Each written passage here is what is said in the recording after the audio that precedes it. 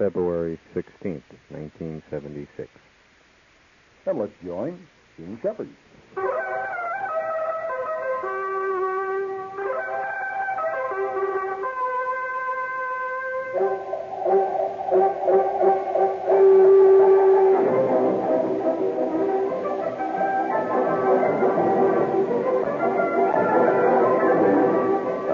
Once in a generation, a voice arrives on the scene that speaks of the hopes and the aspirations of all men. And here's the star of our show. Oh, yeah, I'll tell you.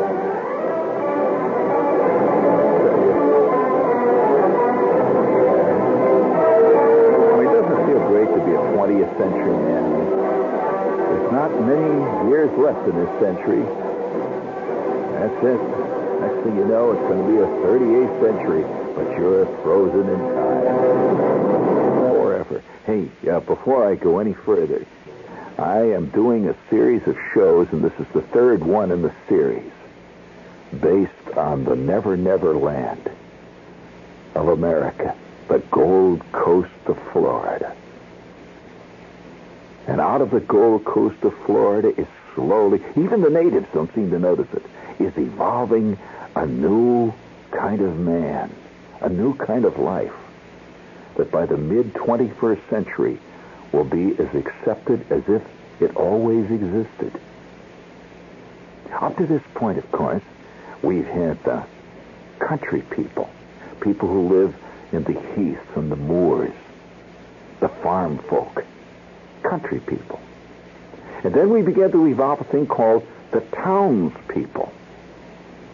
You know, when you see the program of an opera, it says the simple townsfolk are found dancing as the scene opens, and we see Lolita on a balcony about to sing of her lost love with the Baron, right?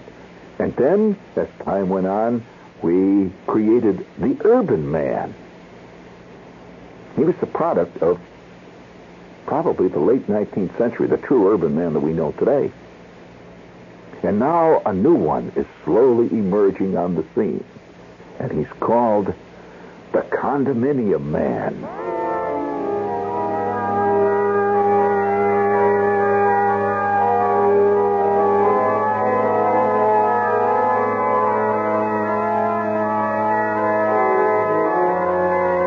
Yes, along the coast of Florida, great, vast, shimmering towers have risen, reaching for the sky.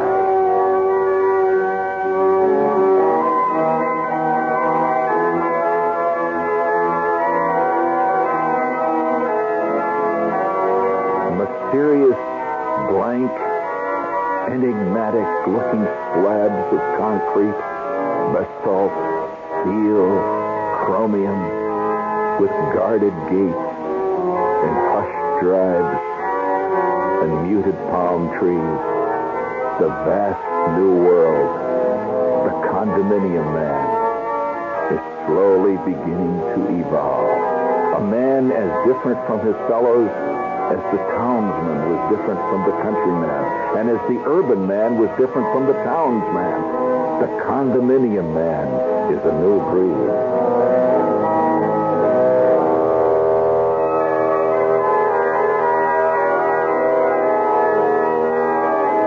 Rootless forever, with no past, no future, sealed in a tiny capsule with patio, overlooking the inland waterway.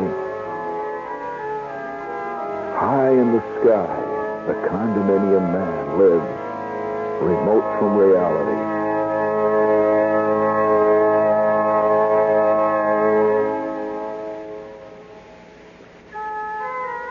And one of the most touching, perhaps significant things about the condominium man is the names that he gives to his glistening, gleaming towers. They all have vaguely English-sounding, ancient medieval qualities about them, and there is nothing medieval about a condominium except perhaps the armed guards at the gate.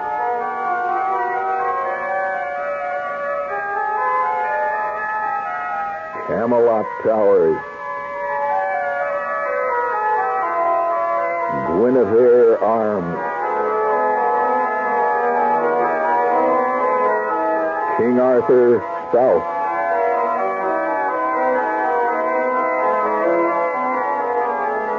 Windsor on the Bay.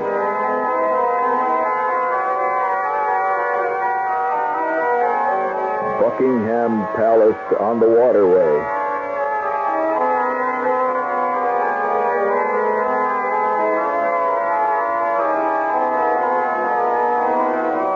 Yes, this new world of concrete and chrome and steel,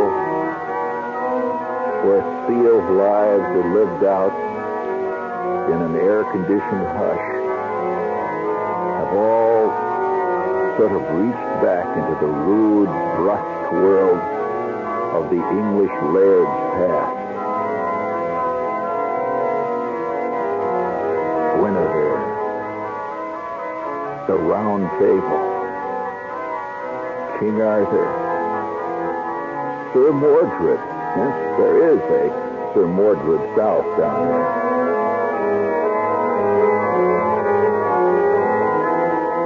And every day on the radio and on television, the commercials, all also with the same medieval quality, beckon new converts to the condominium world. It's the way life was always meant to be lived, the way you always dreamed that it could be lived, but never believed that it would. Guinevere Arms, just south of Boynton Beach. Rolling, lush countryside, perfect for the horseman and the man who is having trouble with his short irons. For the sun always shines, and the air is always soft and flower-laden. Beginning at 39.9 and climbing precipitously from that point, life at Guinevere Arms is one long song.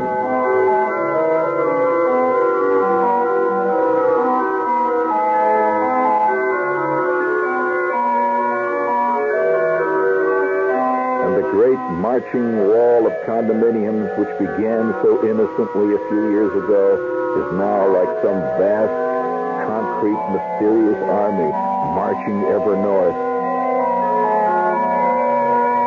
And the day will come when the condominium man will own all the beaches in the world.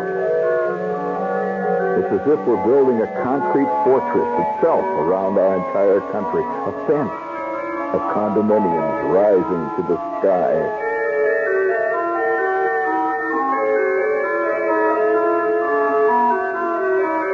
Carefree, all expenses paid, a 99-year lease. It's a nice feeling to get a 99 lease in your hand, a year lease for 99 of them.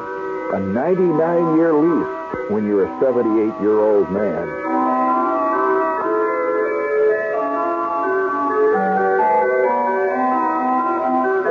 The hushed purr of the Rolls-Royce tires.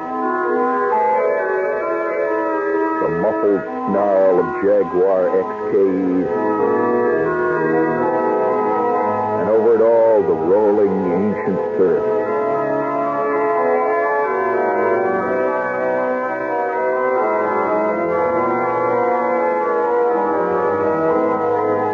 We are alien visitors in the very outskirts of a new country that is beginning to evolve. The condominium man is as different from all his predecessors as the Neanderthal man was different from the ancient newt.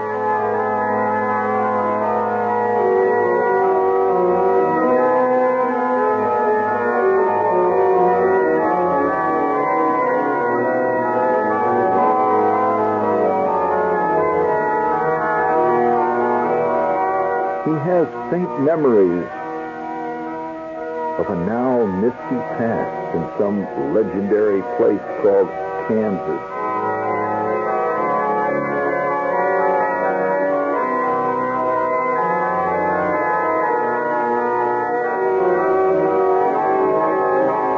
The condominium man is a flea,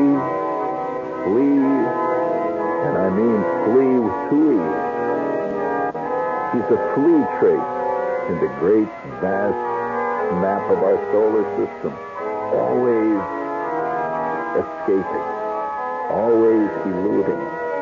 He's the new man, the man of total escape.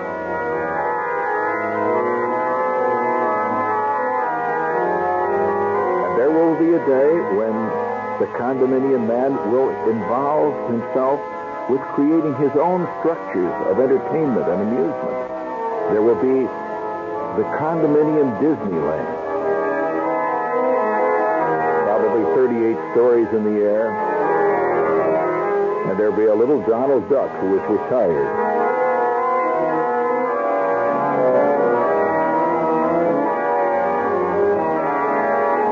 Already down here we have condominium theater, where they perpetually perform musicals of the early 1920s. Van Johnson is alive in condominium world. And well, and working every day. And so past, present, and future mixed in a strange oleaginous mass in condominium world. A man living in Guinevere Towers, eating in the round table beefery, surrounded by waiters dressed as yeomen of the guard, is a man who has mixed his past and his present and his time in a way that no one has ever known yet to this point. All of his equipment is electric. Electric can openers leap out of the wall. Electric dishwashers. Garbage is deposited into a very discreet slot. It disappears with a rumble and is never seen again. It may be spewed far out to sea, but the condominium man never knows. And his apartment is known as Stonehenge. Stonehenge, the ancient druids who lived in small holes in the ground and wore rude pelts of the fox and the wolf to keep out the cold and worshiped ancient gods, now unknown to modern man. And yet, so it is, very close parallel, so it is that the condominium man worships gods that none of us know. 99-year leases with options to buy the swimming pool.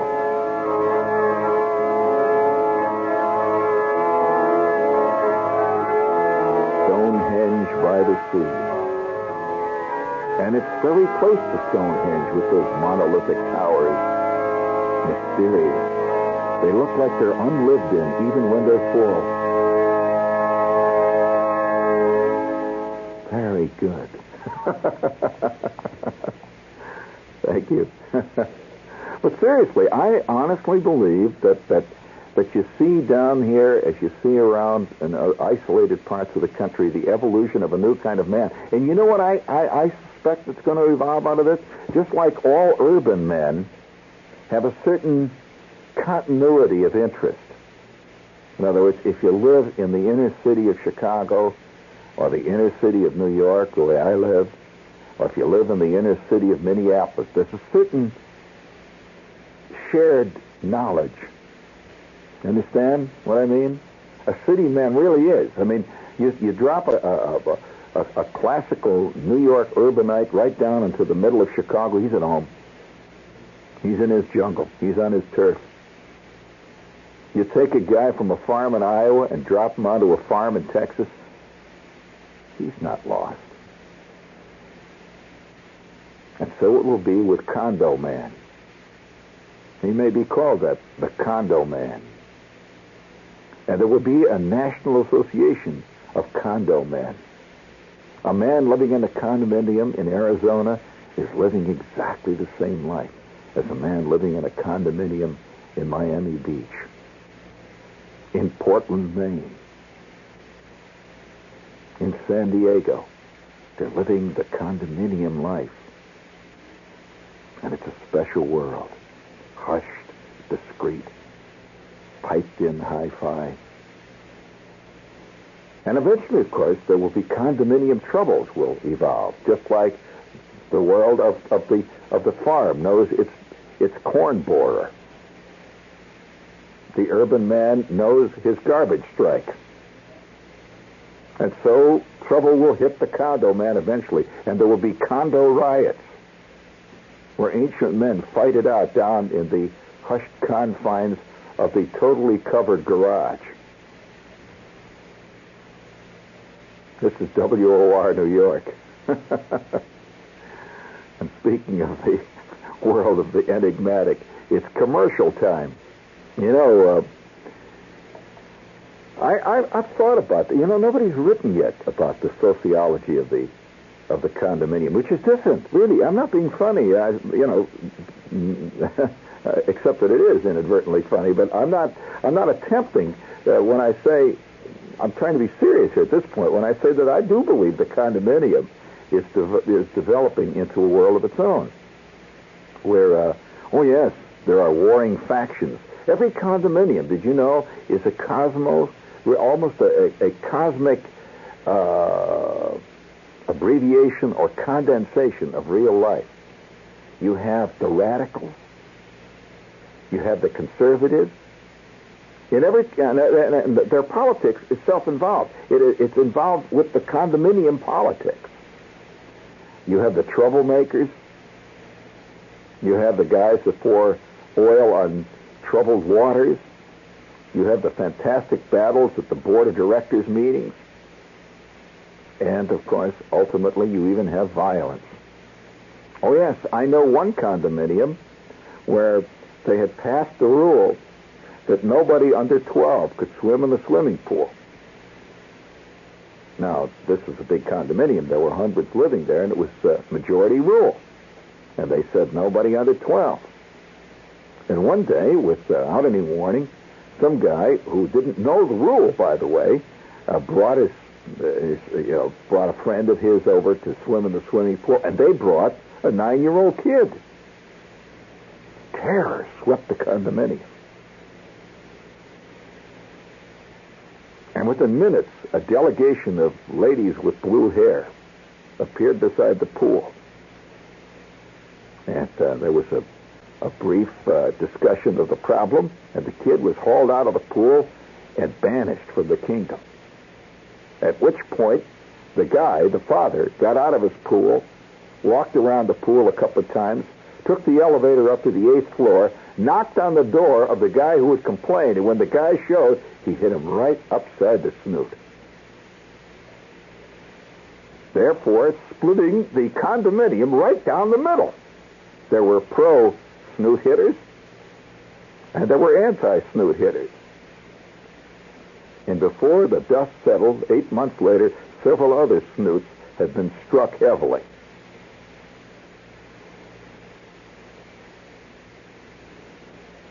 Another couple of turns of the screw, and somebody might have produced a Saturday night special. So I'm saying that the condominium world, like all other worlds that man has created, is also occasionally visited by the devil. Oh, yes. In fact, a condominium down here in Fort Lauderdale recently was torn asunder when it was discovered that an unbelievably active sex ring was operating right in the middle of it. And it was a lot more going on than just the quiet afternoons in the pool. And right now there are 15 different lawsuits, 8 divorces. There were 2 vice raids. And the condominium is now resting between bouts.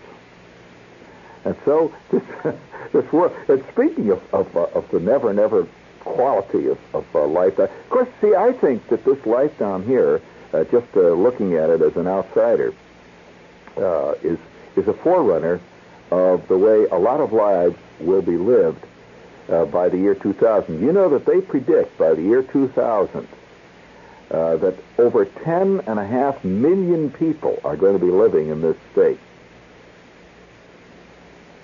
Yep. As a matter of fact, they claim that the biggest population growth in the country in a few years is going to be between Daytona, running in a belt right across the middle part of Florida, over to Tampa. And that place is going to be just fantastic in the next 20 years.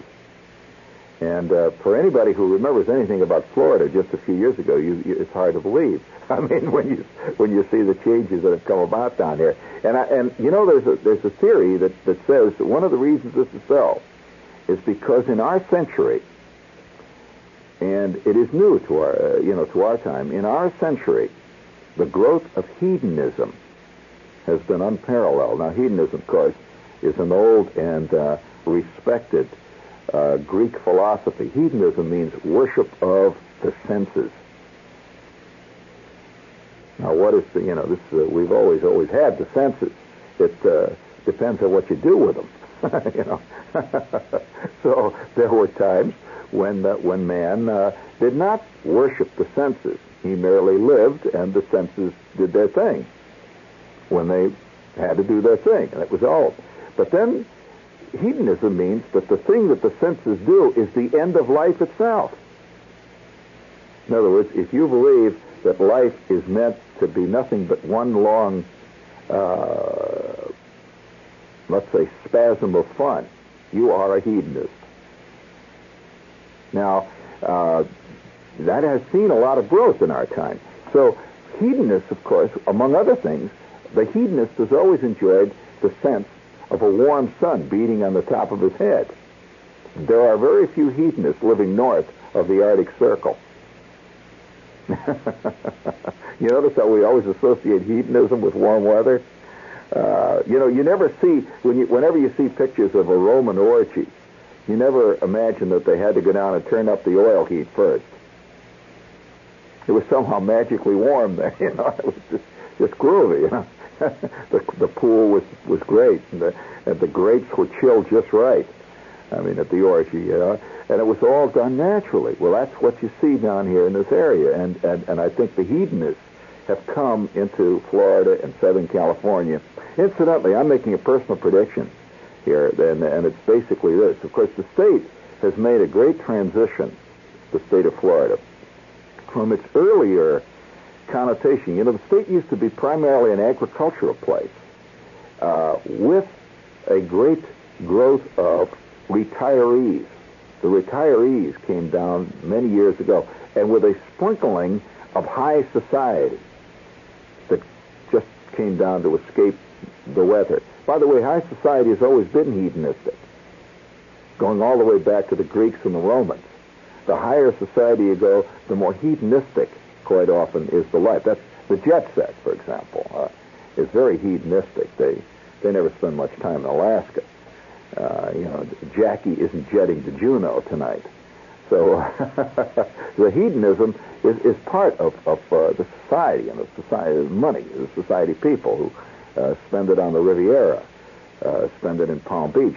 So anyway, the state has changed, though, in that then the general walking around hedonists have come in, which means that this state, I would say personally, is roughly at the position that California was in about 1938 or 39. I wonder how many people know that California at one time was known as the old people state. It was also known as Iowa by the sea. Now we think of California as the ultimate in the youth culture state. And that's what's happening to this state fast. And I'd say by 1985, this state will have passed Florida as the ultimate youth cult state in the nation. There will always be the retirees, just as there are in California. But they're just a small, muted part. Incidentally, the youth cult and the retirees share a lot more in common than they do with all the rest of the population. First of all, they both have nothing to do, generally. And they both are sun worshipers. They both worship the water. And generally, they both have a lot of money to spend, which other people are providing, or did. So if you're getting a pension somewhere, that's, it comes in the mail. What difference is it comes in the mail if you're a pensioner than if a check comes in the mail from your old man? Comes in the mail. You're not out every day, hacking away at the weeds, earning it. And so there's a great parallel. Incidentally, speaking of other esoterica you see down here, I wonder how many of you have been, has it been pointed out to you that one of the last strongholds of a great popular sport in America, which was hard to believe it, but at one time it was almost as big in some parts of the country as pro football is today. Polo is played down here. Now, if you were to ask somebody a question say, what sport drew upwards of 30 and 40,000 people every Sunday to an armory in New York or to Long Island, they would never guess polo. But polo used to be a number one, and not among rich people, just people. They all go to see polo. And guys like famous polo players like Tommy Hitchcock were as big as Mickey Mantle. Tommy Hitchcock being a great legendary polo player. And they still play it down here. One of the great things about going to see polo, for example, in Boca Raton, is it's the only place I know of in America where a guy walks around in a stand, and instead of selling hot dogs, he sells champagne. Yeah, it's kind of nice. How's that for hedonism, incidentally? I mean, they may wind up with Nubian handmaidens to throw grapes at you, while you watch the polo. But that's part of the hedonism. Of course, another thing that is very, very big down here is, as I really should report on this, if you're going to report on what life is like down in southern Florida, is you get a sense that southern Florida has more New Yorkers in it than the Bronx has. It's as if the population of the Bronx changes every 4 years, and they ship all the used Bronxites right down Highway 95 to Pompano Beach. And then they grow another crop, and they ship them down. And, and of course, that gives a very interesting, really a curious mirror-like quality to many of the places around here. For example, you drive along A1A, and you see a furniture store. And here's, it's the Bamboo and Chintzy Furniture Store, right? There's out in front, see. Mr. Bamboo and Fred Chintzy are running it, all right? It says the Bamboo and Chintzy Furniture Store, and they have in permanent sign, in a big neon sign, it says, "We're from Wisconsin." Well, what the hell does that mean? Have you seen that down here? You don't see that anywhere else. I mean, if you drive through Indianapolis, you don't see a furniture store. It says, "I'm from Euclid, Ohio," out in front. But down here, where you're from provides a sort of index of what you are. In fact, they have Indiana clubs down here, where people go to these clubs every Saturday and sit around, and the only connection they've got is the fact that they once lived in Indiana, or Iowa, or Ohio, or Wyoming. And they have clubs, and they meet. Now, I don't know what they do. Do they sit around and talk about... By the way, if they were back in Indiana, they wouldn't talk. But that's part of the scene down here. Incidentally, speaking another part of the scene, they're very big down here in shopping centers, of course. This is part of the new world down here. In shopping centers, the opening of a shopping center resembles really, it must have been like that when they opened the Lincoln Memorial. Because thousands of people come, the mayor shows up, often the governor shows up. Mayors are very curious down here. They seem to spend a lot of their time either running for election or being indicted. Have you noticed that? In fact, police chiefs are constantly fleeing. You pick up the paper down here, and they're invariably indicting some guy who's in the state legislature. And particularly mayors down here keep getting into trouble. In fact, they often get in trouble in other states. Just the other day, there was a big story about a mayor that was recently picked up on a big drug bust. And he was up in North Carolina, and he's the ex-mayor of a town down here. And drug busts, by the way, are very big down here, too. I mean, fantastic ones. In fact, the biggest current story is the story of this cop. You know, he's just walking around. He's just doing his thing. He's driving along.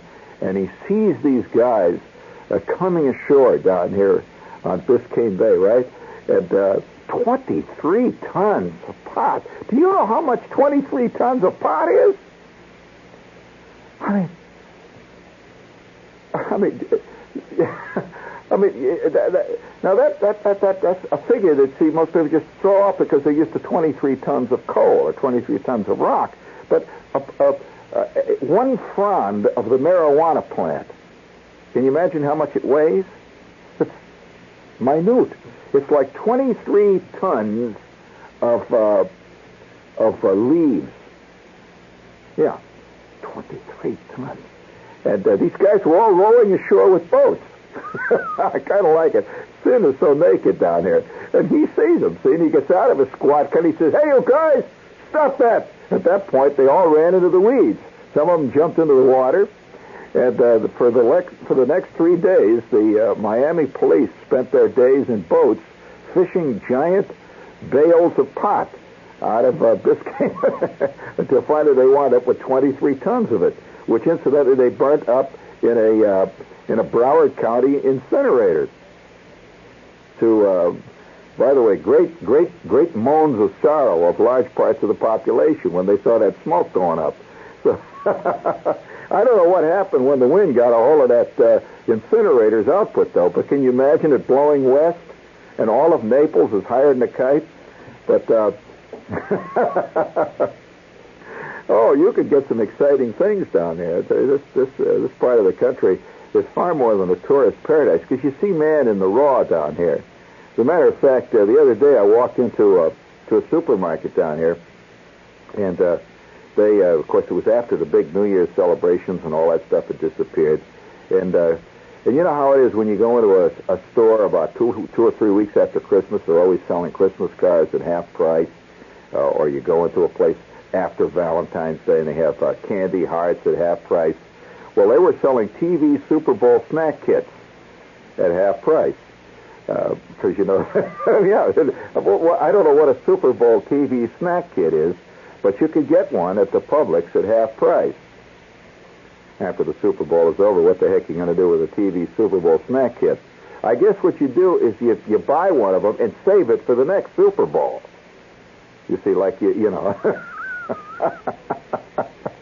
And, TV and Super Bowls are very big down here. The word super is used continually throughout Florida, describing everything from a used Pinto to a major Folkwright.